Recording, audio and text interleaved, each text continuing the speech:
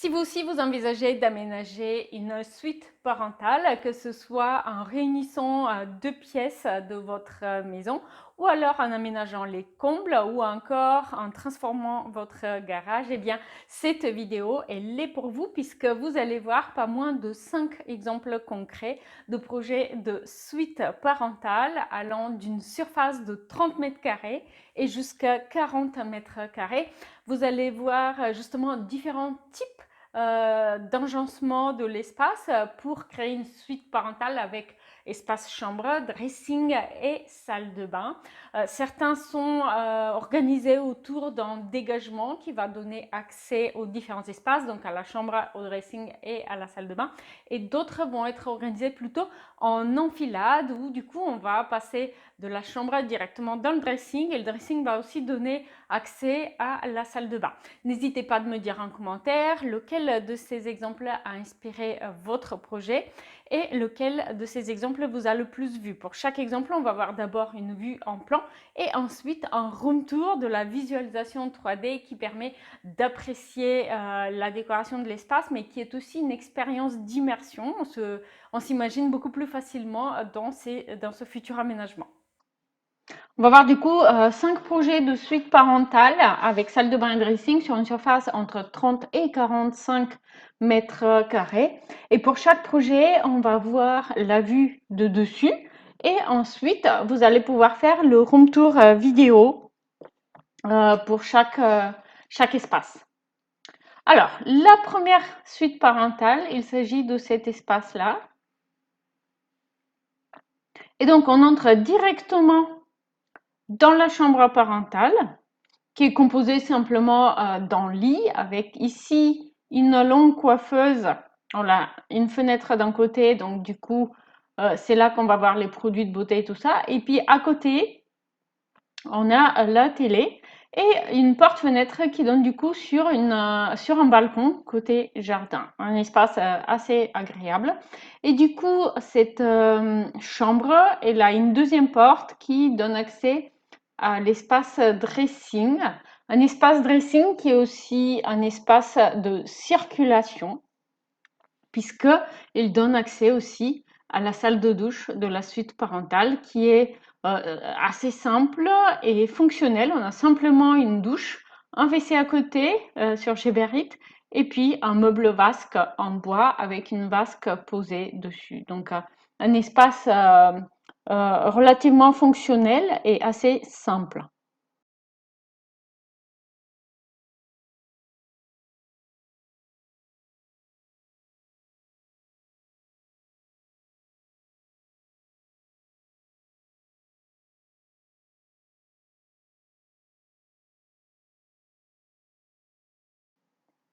Deuxième exemple, une nouvelle fois, une suite parentale qui est organisée en quelque sorte en enfilade et une nouvelle fois, une suite parentale qui profite d'un petit balcon.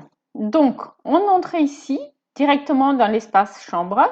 En face, en face du lit, on a une jolie baie vitrée qui donne sur le balcon. Sur le côté, un espace coiffeuse avec une coiffeuse assez sympathique, vert et métal doré.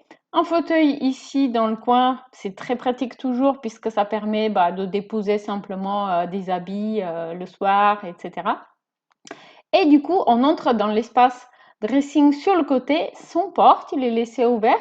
Et donc là, on a un plan de dressing et ici aussi, derrière cette cloison, on a un autre espace dressing. Et cet espace donne aussi à la salle de douche à côté. Une organisation de l'espace fonctionnel parce que l'avantage justement de ces types de suites parentales en quelque sorte en enfilade où on passe par le dressing pour accéder à la salle de douche, c'est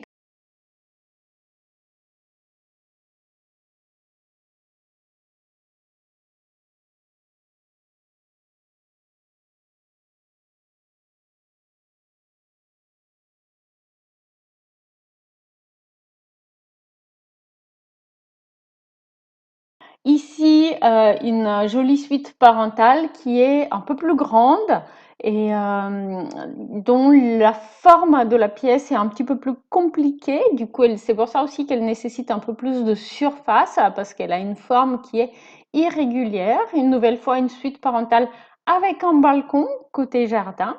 Et on va une nouvelle fois entrer directement dans la chambre.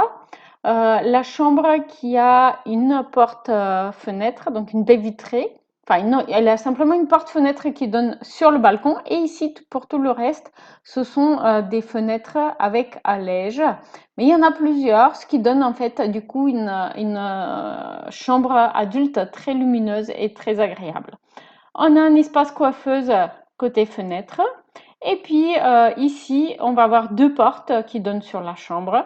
Une porte coulissante à galandage qui donne sur le dressing et une autre qui donne sur la salle de douche à côté.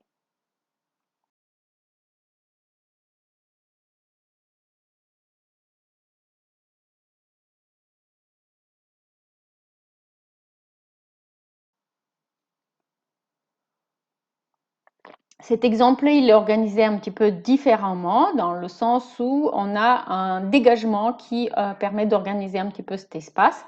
Donc un dégagement ici qui a été utilisé pour organiser une coiffeuse. Et sur la droite du coup de ce dégagement, tout de suite, on accède à la salle de douche. Et du coup, on a une chambre qui est un petit peu profonde et qui va avoir un dressing semi-ouvert qui donne du coup sur la chambre. Donc là, un dressing tout hauteur et ici, un meuble bas qui va faire séparation entre l'espace dressing et l'espace chambre superposé d'une petite verrière.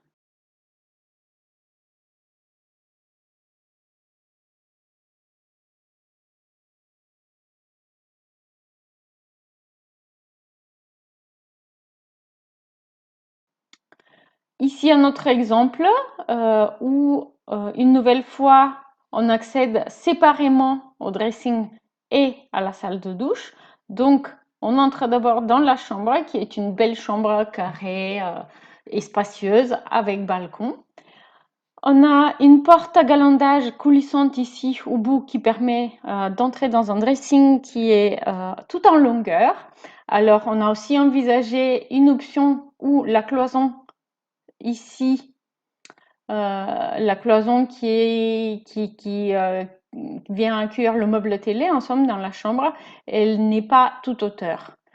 Et du coup, elle s'arrête un petit peu plus bas, ce qui permet d'éclairer un second jour le dressing en longueur. Ça peut être une solution agréable, mais si vous voulez avoir la possibilité de refermer complètement cet espace, eh bien, il vaut mieux du coup monter jusqu'en haut.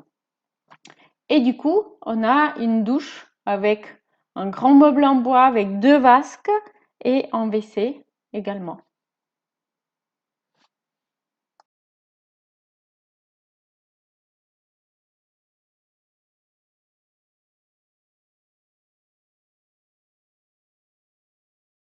N'oubliez pas que pour aller plus loin dans votre aménagement d'appartement, vous pouvez utiliser l'espace membre que j'ai mis à votre disposition. Il est composé d'une bibliothèque partagée où vous pouvez télécharger un PDF, voir une vidéo explicative et accéder à la liste shopping, vous permettant d'adapter les projets similaires aux vôtres, puisque souvent ça ne se répète pas exactement, mais ça rime quand même. Et vous allez aussi pouvoir utiliser le guide des dimensions et mesures à connaître pour éviter les erreurs courantes d'aménagement. Utilisez les gabarits de mobilier à l'échelle, les imprimer, les découper et jouer avec sur vos plans d'aménagement. Et surtout, profitez du coaching déco inclus dans l'espace membre, vous permettant du coup de m'envoyer le résultat de votre travail une fois par mois et avoir mon retour pour améliorer du coup votre aménagement. N'hésitez pas à en profiter.